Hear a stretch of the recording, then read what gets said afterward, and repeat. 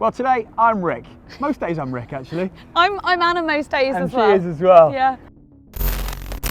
Completing your first half marathon is no doubt a major accomplishment, but you're probably starting to think about making that step up if you've done one or maybe several from a half to that full 26.2 mile challenge.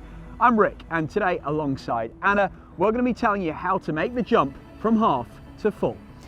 First off though, if you've just found the running channel, welcome along. It's great to have you here. Please do tap the subscribe button and the bell icon so you get notified when we upload new videos all about running, which we do every single week. And if you like this video, make sure you give us a thumbs up.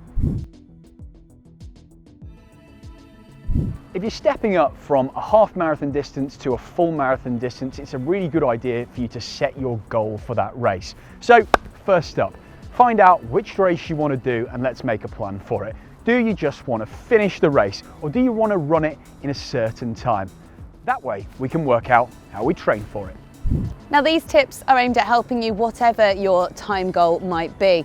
The idea is that we're going to give you some tips and tricks to help mix up your training to help you build up to and crucially cover the full 26.2 miles come race day. Now the jump between a 10k and a half marathon, well that's pretty big, but the jump between a half marathon and a marathon, that's pretty massive. So just because you've already run a half marathon doesn't mean that you're ready to run a full marathon. Now it doesn't mean that you can't, but it does mean that you're going to need to increase your mileage and do some more marathon specific work in your training, which we'll go into in more depth later on. But the key here is that it's up to you how much time and effort you're willing to put in to train for a marathon. By successfully training for and completing a half marathon, you've learned pretty much the basics of what you need to know to train for a marathon. What you will notice is that the frequency and therefore the volume of your mileage will increase. So you'll probably find yourself running 3 times a week, maybe up to 5 or more depending on your experience. And with that comes reduced times for recovery in between. So you're going to need to make a plan. There's no point going for an advanced one that has you running 60 miles a week as this is your first full marathon. You need to have a sensible goal in mind. Your training needs to fit in around your life and you've got to keep it consistent. The volume that you're going to add to your training for a marathon compared to a half marathon is going to be a lot of the long, slow aerobic miles. Now, don't get me wrong, you're still going to be doing some tempo running and some speed or interval work as well, but the main focus of most training plans is the long run, and that's where some of them tend to differ. Now, we get asked a lot on the running channel how far you should run in training for your first marathon, and the answer is there isn't really a set in stone answer. Everybody's different and every training plan is different. Now traditional ones will have you running long runs of up to 20, maybe 23 miles before race day, whereas some other ones will have the long runs capped at 16 miles, but they have more of a focus on having a limited recovery in the sessions that you're doing before, so you're running on tired legs. As I say, there is no right or wrong answer here, so just pick what works for you. As you've increased your race distance over the years, you've no doubt noticed that longer races call for slower paces. You wouldn't run a 10k race at the same pace that you run your 5k, and the same goes for marathons. You're not going to run a full marathon at the same pace that you run a half.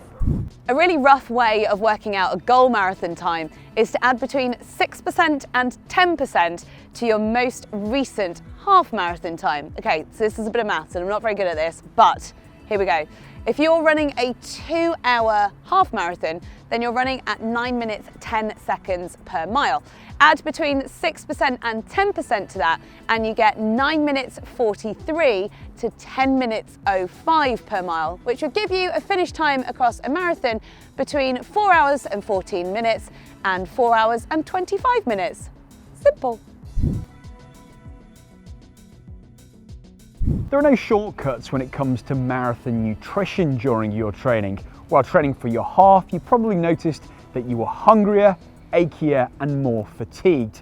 Well, for your marathon, it's going to be the same, but to a greater extent. Make sure that you are eating enough whilst you're training for a marathon. You might experience an increase in appetite and want to eat all of the food. I definitely did. So making sure that you take enough food on board and get enough of the right kinds of food as well. So you're going to want to up your intake of carbohydrates when you up your mileage, because you need to replace the fuel that you're using. You're also going to want to up your protein intake as well, which will help with recovery and repair. And while we're talking about repair and recovery, we cannot highlight enough the importance of sleep, because sleep during the night is when your body actually takes time to heal and repair itself. So don't scrimp on it. Practice your hydration and your nutrition whilst you're out running. When you're doing 26.2 miles, you're going to need to be topping up those energy stores as you go along. There are various ways that you can do that, like energy gels or stuff that you make at home, like energy balls out of natural ingredients, that kind of thing. Check out our video on energy gels on the running channel for some more tips on the kinds of gels that you might want to use. But definitely don't try anything new on race day. If you can, have a little look at the marathon that you're going to be running and see if it lists on their website what gels and isotonic drinks, that kind of thing, are going to be available along the route, because then you're going to be able to practice with them during your training, which means that come race day you won't have to think about taking your own. If you can't get hold of the ones that they're using on the course itself, then you will have to think about taking them with you. Now, it'll be a bit trickier carrying drinks perhaps with you, but you can always maybe think about wearing a hydration vest if that's what you want to do. During your training, you're also going to need to test out your kit. If you've got a spring marathon coming up, then you're going to be training during the cold winter months. But when race day comes along itself, well, you're going to be running in something that's probably completely different to what most of the time you've been training in. Just take a look back to the cold winter of 2018. Here in the UK, we had something called the Beast of the East. It was freezing, but when London Marathon race day itself came along, well, it ended up being the hottest one on record. So make sure you've got a couple of different combinations. You're constantly checking them out, making sure that nothing chafes, and of course, make sure you wear your trainers in before race day itself. That way, whatever happens with the weather, you're prepared. First-time marathon runners have a tendency to be doing too much running in the few weeks leading up to the race.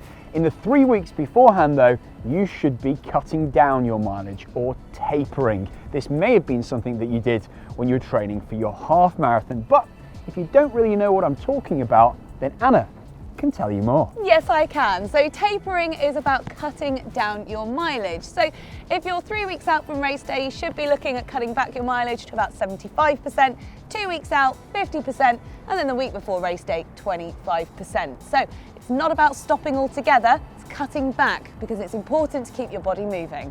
And if you want to know more about tapering, a more in-depth look, then you can take a look at our special video here on the Running Channel.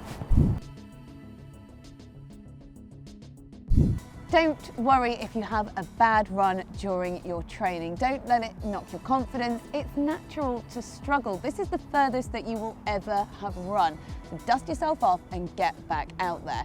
Now, of course, you're going to have a goal in mind for what you want to achieve during this training for a marathon and running it itself. But perhaps don't let that goal be set in stone.